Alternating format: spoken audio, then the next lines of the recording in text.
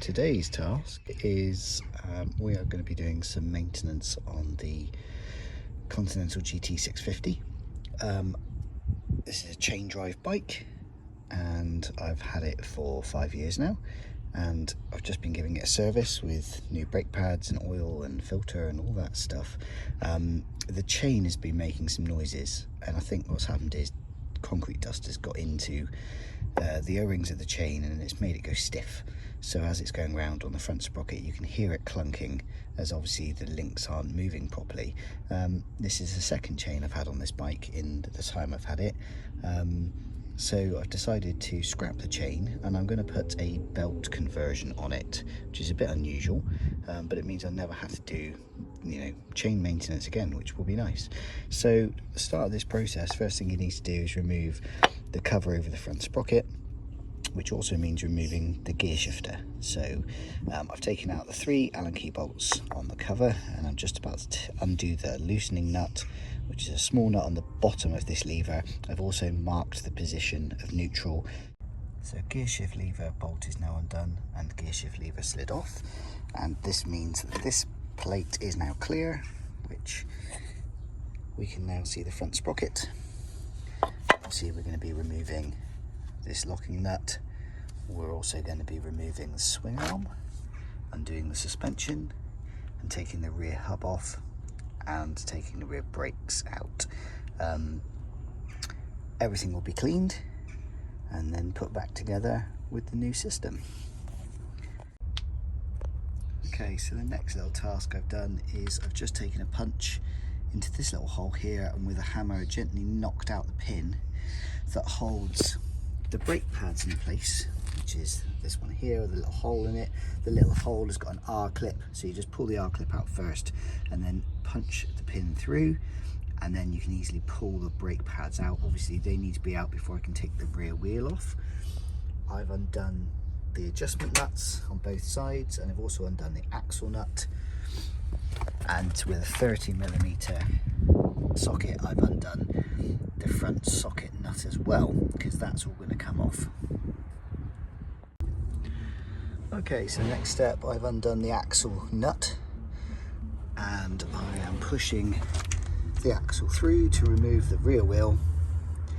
Note that I have got the bike jacked up from underneath the frame in the centre point, okay, so I can raise and lower it when I need to, and the bike will still be stable once the rear wheel is removed. I've only got a side stand on the GT, so I require this and no centre stand, unfortunately, to make things easier. So I've pulled the front sprocket off and disconnected the chain, but it's still in the loop over the swing arm.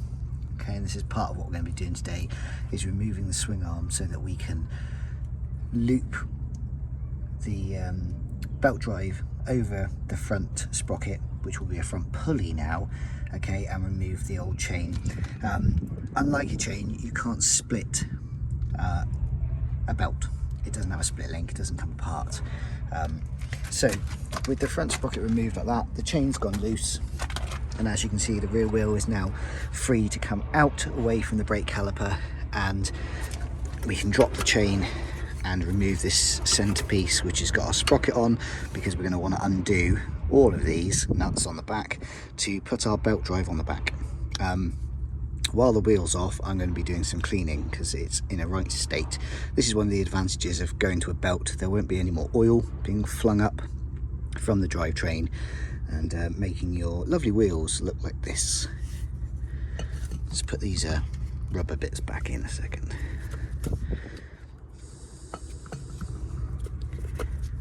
Excellent. So the next step is to take the rear sprocket off. It's in a right old state. I'm just going to undo the nuts with the impact gun, and then the new pulley will go onto this once I've cleaned it up. Wheels off, and I'm starting to clean that one up as well. The wonders of WD-40.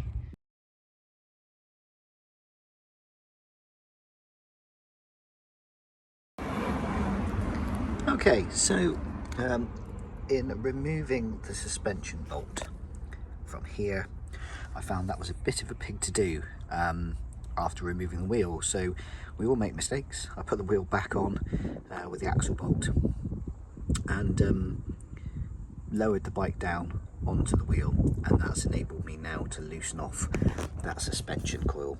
The reason being is that I'm going to lift this up.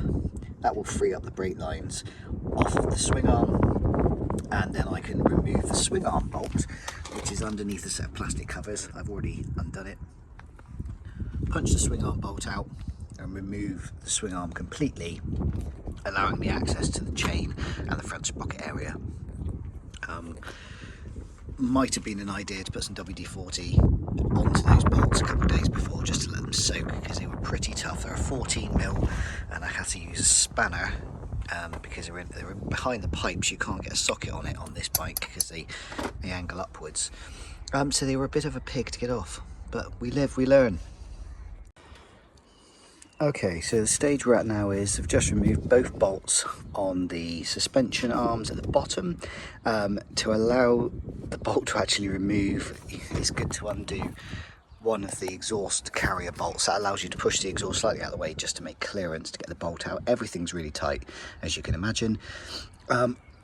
Now I've taken out the lines that feed the brake and the ABS sensor, which were clipped in to these little clips here on the swing arm. I think the next step now is to take the swing arm pinion out, which goes from one side of the bike to the other, and drop the swing arm out. So at this point I've taken the suspension bottom bolts out. I had to remove the top mounts bolts for the exhaust so I could push the exhaust in this direction to allow the bolt come out, because it was such a tight fit. As you can see now, I've taken off the ABS and the brake line for the rear caliper that was connected in these little clips on the swing arm. I think the next step now is to remove the swing arm. Down the bottom there, underneath the swing arm, you can see the Okay, so the swing arm pinion came out very easily. It was nicely greased, and then just wiggled on the swing arm up and down, and out it popped. It needs a good cleanup. I've taken out the Allen bolts that were holding the chain guard in place. There's 3 of those mounted there, and one on the inside, which now means I can release that horrible manky old chain. Bye, chain.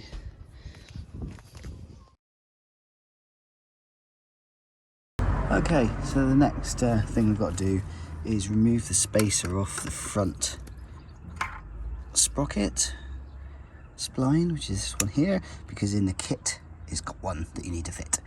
So that one's out.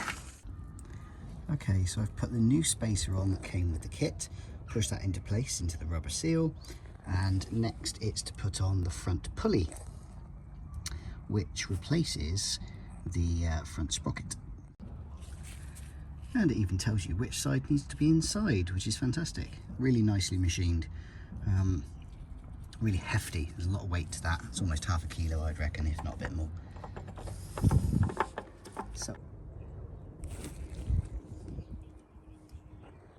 okay, so I've put the front sprocket on, or front pulley now, and with a cloth over it, put a socket over the top and just knocked it gently into place, making sure it was all straight.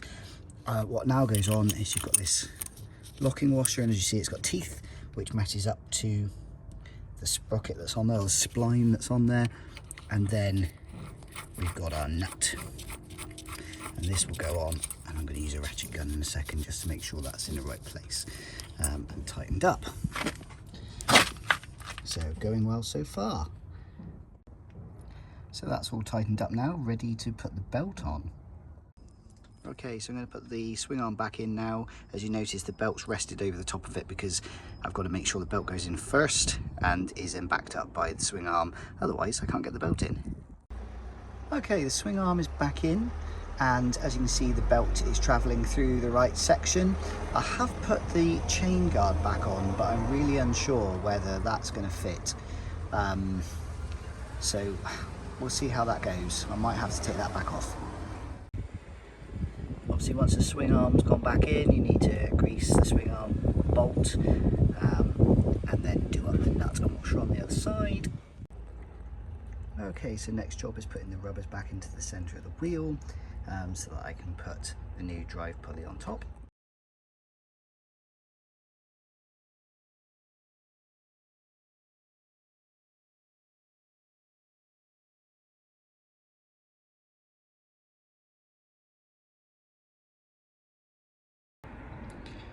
So it's a few weeks on now since I fitted the belt drive kit. As you can see, here it is all fitted. It's very smooth when you ride with it. It's quieter than a chain. Yeah, it's a bit of work to get the swing arm out and to loop that belt over, you know, but I think it's worth it. What I have noticed is obviously the rear wheel's a lot cleaner. Not today though, because obviously it's rained here in England and now the bike's covered in crap. But you don't have all the lube from the chain flicking up and getting over everything. So the bike does stay cleaner for longer. Yes, you are going to have to put a bit of work in to get this onto the bike yourself, but I'm very pleased with the results. It's very torquey. You're not losing anything power in the chain when you roll on the throttle. Also rolling off the throttle is very smooth as well. I think there is a slight change to the gearing, but it's not uncomfortable. So yeah, all in all, I'm glad I did this, and I'll keep you updated as we go along to you know, any changes or any developments, but at the moment everything is great. So would highly recommend, but as I say, I'm only a couple of weeks into it, but yeah, hopefully hassle and maintenance free. You do have to change the rear pulley over every 20,000 miles, I want to say. I will correct that in the edit if it's wrong, but what I mean by changes is just to flip it. So you take the back wheel off and you invert this, flip it around the other way so that it wears equally, that's all. So very low maintenance. You clean the chain with soap and water, sorry, you clean the belt with soap and water, and maybe a little bit of silicone lube on a cloth just to wipe over it to keep it in good nick. So yeah, 1650 Royal Enfield with a belt drive. Well, thanks for watching. I hope you've enjoyed the content today. If you have, please leave a sub. We're trying to get to 1,000 subs. If you're a fan of the Royal Enfield Interceptors or Continental GTs, stick with us for more videos, more accessories. Links will be in the description for anything that I've shown. Have a good day. Ride safe.